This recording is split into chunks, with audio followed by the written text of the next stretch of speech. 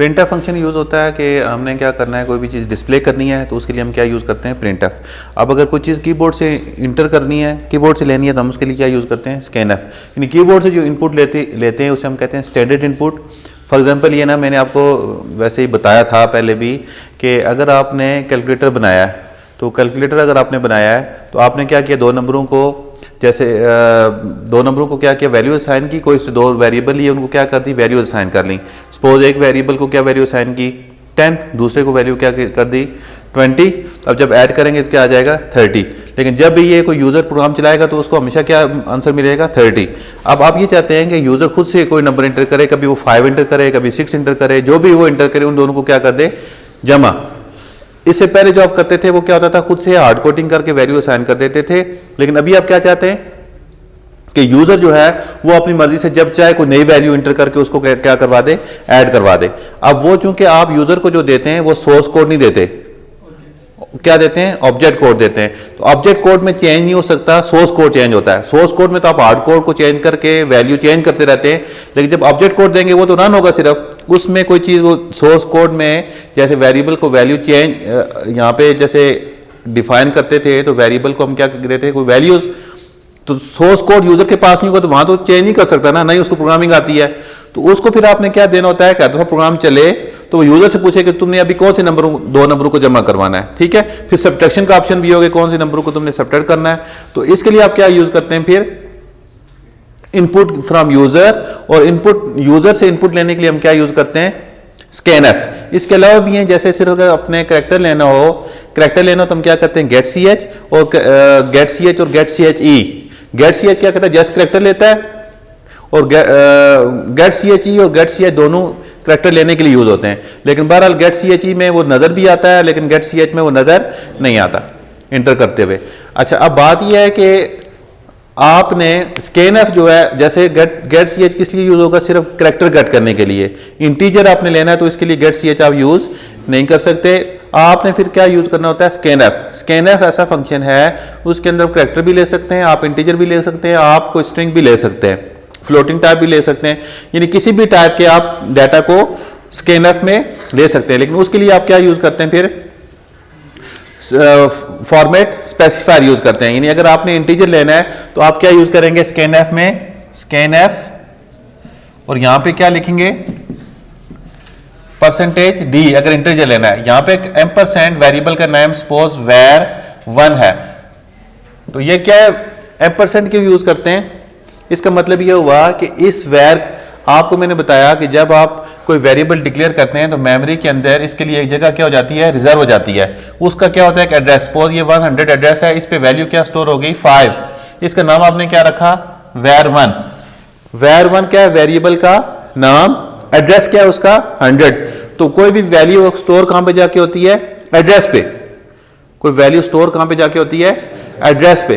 तो इसलिए हम ये %var1 लिखते हैं, ताकि ये जो वैल्यू कीबोर्ड से इंटर हो वो किस एड्रेस पे जाके स्टोर हो, कि जो हमने वेरिएबल डिक्लेयर किया है var1, जो हमने वेरिएबल डिक्लेयर किया उसका नाम क्या रखा, var1, उसका एड्रेस क्या है, 100, ये जो भी एड्रेस है, एम्परसेंड लिखेंगे तो वो क्या आ जाएगा, उसका एड्रेस।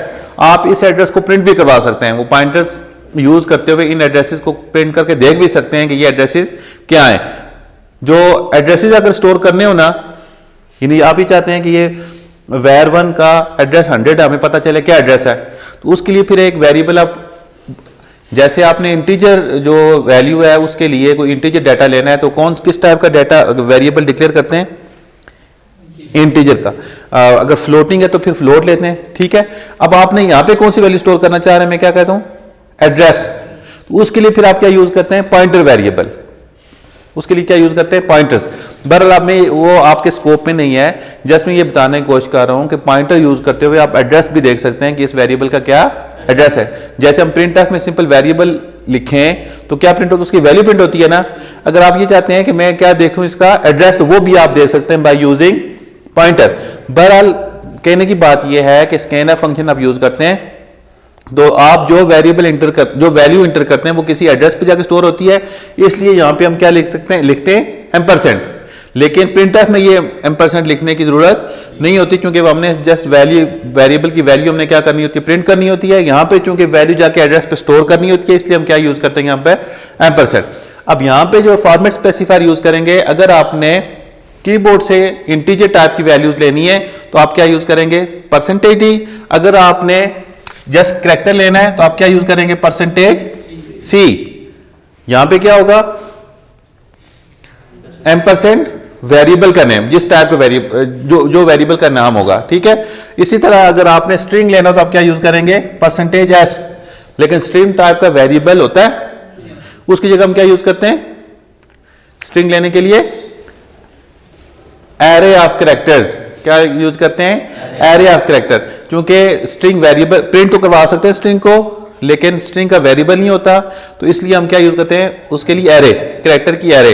लेकिन बहरहाल हम उसको एक ही लाइन में इनपुट लेना चाहें, यहां पे तो हम एरे का नाम लिखेंगे ना, डिक्लेयर करते हुए एरे क्या करेंगे, एरे के साथ क्या डालते हैं हम, सपोज कोई एरे है उसके आगे क्या डालते हैं, ये ब्रैकेट्स डालते हैं। लेकिन यहां पे हम जब इनपुट लेते हैं तो ब्रैकेट डालने की जरूरत नहीं होती, जस्ट क्या लिखते हैं, ampersand A double R, array का नाम, ठीक है। यहां परसेंटेज एस लिखेंगे, यहां पे क्या लिखेंगे, एरे का नाम। तो इसी तरह अगर आपने फ्लोटिंग टाइप डाटा लेना है तो आप फॉर्मेट स्पेसिफायर में क्या लिखेंगे, परसेंटेज एफ, परसेंटेज एफ। इसमें कोई खास इतनी मुश्किल बात नहीं है। प्रिंट एफ में चूंकि आपने विड्थ भी स्पेसिफाई करनी होती थी, इसी तरह अगर आपने फ्लोट है तो उसमें आपने पॉइंट के बाद कितने डिजिट्स हैं वो भी स्पेसिफाई करने होते थे। लेकिन स्कैनएफ में ऐसी कोई चीज नहीं होती, जस्ट आपने क्या बताना है कि किस टाइप का डाटा आपने एंटर करना है, और दूसरी तरफ आपने क्या लिखना है, वेरिएबल लिस्ट। अब आप एक वेरिएबल, जैसे प्रिंट एफ के अंदर आप एक वेरिएबल की वैल्यू भी प्रिंट कर सकते हैं और एक से ज्यादा वेरिएबल की वैल्यूज भी प्रिंट कर सकते हैं। उसके लिए क्या लिखते हैं, सपोज दो इंटीजर टाइप के वेरिएबल्स हैं, उनकी वैल्यूज आपने प्रिंट करनी है, तो आप क्या लिखेंगे, परसेंटेज डी कितनी दफा लिखेंगे, 2 दफा। और इसी तरह कॉमा के बाद वेरिएबल लिस्ट में भी कितने वेरिएबल डालेंगे, 2, ठीक है। इसी तरह यहां पे स्कैनएफ में आप एक टाइम में एक से ज्यादा वैल्यूज ले सकते हैं, एक से ज्यादा वेरिएबल के लिए वैल्यू ले सकते हैं, लेकिन उसके लिए भी आप क्या करना पड़ेगा, उतने ही फॉर्मेट स्पेसिफायर डालने पड़ेंगे और साथ में वेरिएबल लिस्ट भी उतनी ही डालनी पड़ेगी। सपोज अगर आप 2 वेरिएबल इंटीजर टाइप के लेना चाहते हैं तो आप क्या करेंगे, पहले परसेंटेज लिखेंगे और उधर एक वेरिएबल का नाम, फिर दूसरी परसेंटेज और फिर दूसरे वेरिएबल का नाम। इसी तरह आप एक ही लाइन में, एक ही स्कैनएफ में इंटीजर टाइप का डाटा भी ले सकते हैं और फ्लोट टाइप का डाटा भी ले सकते हैं। तो पहला जो एंटर करेंगे वो किस में स्टोर होगा, पहले वेरिएबल में। सपोज देखें ऐसे में कर रहा हूं, परसेंटेज डी यानी स्कैनएफ परसेंटेज डी, फिर क्या जी, परसेंटेज सी, फिर percentage F, percentage D, percentage C, percentage F. अब आपने क्या करना है, इसको कोट्स में लिखना है, कॉमा, पहले आपने लिखा var1, फिर आपने लिखा ch कोई भी, फिर आपने क्या लिखा, num। अब जो पहले चीज कीबोर्ड से लिख के इंटर करेंगे तो वो किस में स्टोर हो जाएगी, var1 में। फिर दूसरी जो चीज लिख के इंटर करेंगे वो किस में स्टोर होगी, ch में। अगर आपने पहले 2 लिखा, 2 लिख के इंटर किया तो किस में स्टोर हो गया, var में। फिर आपने क्या लिखा, 35 लिख के इंटर किया तो क्या होगा, एरर आ जाएगी, क्योंकि कैरेक्टर में आप इंटीजर को स्टोर, लेकिन अगर खाली 3 लिखते फिर हाँ हो जाता, एग्जैक्टली, वेल डन, वो हो जाता, क्योंकि वो एज अ कैरेक्टर उसमें 3 एज अ इंटीजर नहीं बल्कि एज अ कैरेक्टर आगे स्टोर हो जाता, किसमें, परसेंटेज एफ में। उसके बाद हम जो चीज लिखेंगे वो किस में आगे स्टोर होगी, परसेंटेज एफ में, ठीक है जी। अच्छा, अब सपोज ए प्रोग्राम है, write a program to convert distance from kilometer into meter. Write a program to calculate distance from kilometer into meter. 1 kilometer में कितने मीटर होते हैं, 1000। सबसे पहले हमने क्या करना है, हमने ये करना है, पहले क्या लिखेंगे, hash include conio.h hash stdio.h void man या इंट मैन लिखेंगे तो क्या करेंगे फिर एंड पे रिटर्न 0, वाइड में लिखेंगे तो रिटर्न 0 की जरूरत नहीं है। अच्छा, अब हमने क्या करना है, यूजर से कोई डिस्टेंस लेना है और उसको हमने किस में कन्वर्ट करना है, मीटर्स में, किलोमीटर में वो डिस्टेंस लेगा तो हमने किस में कन्वर्ट करना है उसको। पहली बात ये कि हमने यूजर से डिस्टेंस लेना है तो उसके लिए वेरिएबल लेंगे। कोई वेरिएबल, किस टाइप का वेरिएबल होगा, कोई भी सपोज इंट ले लेते हैं, इंटीजर में वो डालता है डी, इसमें क्या करेगा, किलोमीटर में यूजर डिस्टेंस इंटर करेगा, किलोमीटर में यूजर ने क्या करना है, डिस्टेंस। अब यूजर को पता कैसे चलेगा मैंने डिस्टेंस इंटर करना है, उसके लिए एक मैसेज डिस्प्ले करवाते हैं, print F inter distance in kilometres. ये जो चीज है ये क्या होगी, एज इट इज प्रिंट हो जाएगी। क्या क्या प्रिंट होगा, इंटर डिस्टेंस, कोई फॉर्मेट स्पेसिफायर वगैरह नहीं है, जस्ट ये line as it is print होगी। उसके बाद हम क्या करेंगे, अब हमने क्या करना है, कीबोर्ड से डाटा लेना है तो हम कौन सा फंक्शन यूज करेंगे, स्कैन एफ। अब किस में आ रहा है, किस टाइप का डाटा ले रहे हैं, इंटीजर, तो यहां पे क्या लिखेंगे, परसेंटेज डी कोमा, किस में आके स्टोर होगा, %d। अब जो चीज यूजर ने इंटर की वो किस में आके स्टोर हो गई, डी में। अब हमने कन्वर्ट करना है इसको किस में, मीटर्स में। तो अब हमारे पास कोई वेरिएबल होना चाहिए जिसमें वो कन्वर्ट करके हम क्या करें, स्टोर करें। तो हम उसके लिए भी हम एक और वेरिएबल ले लेते हैं, क्या चीज, फ्लोट। फ्लोट क्यों लेंगे, सपोज फ्लोट कैपिटल डी ले लें, आपको भी समझाना चाह रहा हूं, ये डी अलग होगा, ये डी अलग होगा, ठीक है। अच्छा, तो अब ये capital D is equal to assign, क्या करेंगे हम, d मल्टीप्लाई बाय 1000। अब जो डिस्टेंस इंटर होगा वो किससे मल्टीप्लाई होगा, 1000 से, और किस में स्टोर हो जाएगा, किस में स्टोर हो जाएगा, कैपिटल डी में। अच्छा, अब हम इसको इंटीजर की जगह हम क्या लिख सकते हैं, फ्लोट लिखें, हम क्या लिखें, फ्लोट। अब हम यहां पे क्या करेंगे, सॉरी यहां पे लिखेंगे क्या, फ्लोट डी।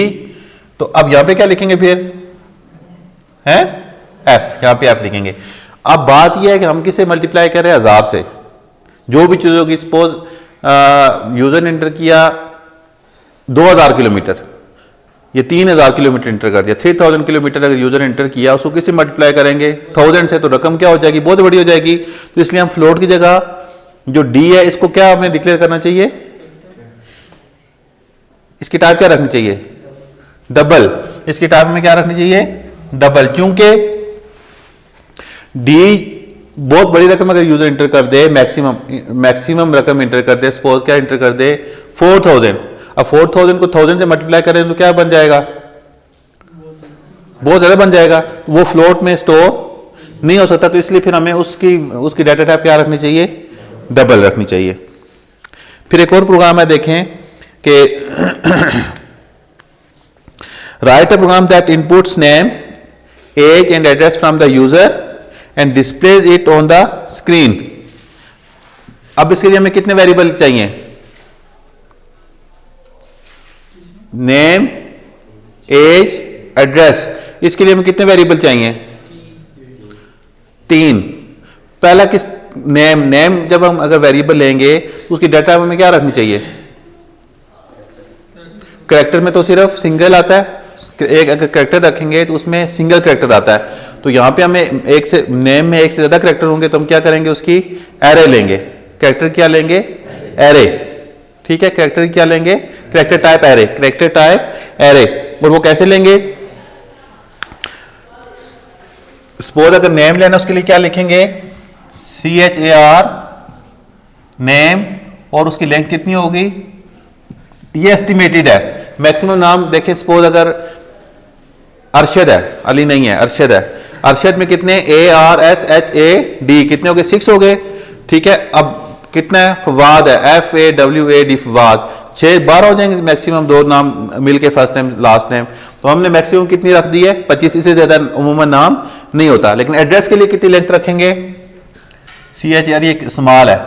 कैरेक्टर एड्रेस के लिए क्या रखेंगे, 30, क्योंकि एड्रेस क्या होता है, उसकी लेंथ ज्यादा होती है तो हम उसके लिए क्या रख देते हैं 30, सॉरी लेंथ 30 रख देते हैं। फिर क्या वेरिएबल होगा एज, तो एज के लिए क्या लिखेंगे, किस टाइप का डाटा लेंगे इंटीजर, एज नाम रख देते हैं। अब जब हमने स्कैनएफ करना है, पहले हमने क्या करना है जी, print F enter your name, print F क्या डिस्प्ले होगा एक message enter your name, name के बाद क्या यूज करेंगे हम स्कैनएफ, स्कैनएफ में क्या लिखेंगे परसेंटेज, नहीं परसेंटेज, बोले एस, क्योंकि सी सिंगल कैरेक्टर के लिए होता है, यहां पे एक से ज्यादा कैरेक्टर बन गए तो हम क्या लिखेंगे परसेंटेज एस लिखेंगे। और फिर क्या लिखेंगे कॉमा एम्परसेंड नेम। अब नेम के साथ ब्रैकेट लगाने की जरूरत यहां पे नहीं है, जब डिक्लेयर करते हैं वहां ब्रैकेट लगाते हैं, जब यूज करते हैं वहां ब्रैकेट नहीं लगाते। अब जो चीज हम इंटर करेंगे नाम, वो किस में स्टोर हो जाएगा नेम में, ठीक है। वैसे ये नेम हम शायद यूज ना कर सके क्योंकि नेम क्या होता है रिजर्व वर्ड होता है, ठीक है। तो एरे में भी यूज हो भी सकता हो, लेकिन नेम की जगह हम क्या यूज कर सकते हैं स्टूडेंट नेम, इस तरह से कोई भी आप चेंज कर सकते हैं उसका। अच्छा, फिर इसी तरह एड्रेस लेंगे तो एड्रेस के लिए भी क्या यूज करेंगे परसेंटेज, पहले क्या लिखेंगे print F enter your age, फिर क्या लिखेंगे परसेंटेज एस और एज, फिर क्या लिखेंगे फिर print F enter your age, फिर परसेंटेज डी और फिर एम्परसेंड। आपको लगता है सर के ऊपर से गुजर रहा है, हाँ? गुजर रहा है तभी बाल जो है ना खड़े हो गए हैं, वो सर से गुजर रहा है ना साथ साथ बाल भी खड़े होते हैं। तो ये है कि आप उसके बाद क्या ये डिस्प्ले करना है, डिस्प्ले कैसे करेंगे, ये तो हो गया इंटर यूर नेम हो गया, आपने इंटर कर दिया, इंटर यूर एड्रेस आपने इंटर कर दिया, इंटर यूर एज आपने इंटर कर दी। अब नीचे क्या आना चाहिए your name is, print F क्या होना चाहिए यूर नेम इज, क्या करेंगे यूर नेम इज, उसके बाद क्या डालेंगे फॉर्मेट स्पेसिफायर परसेंटेज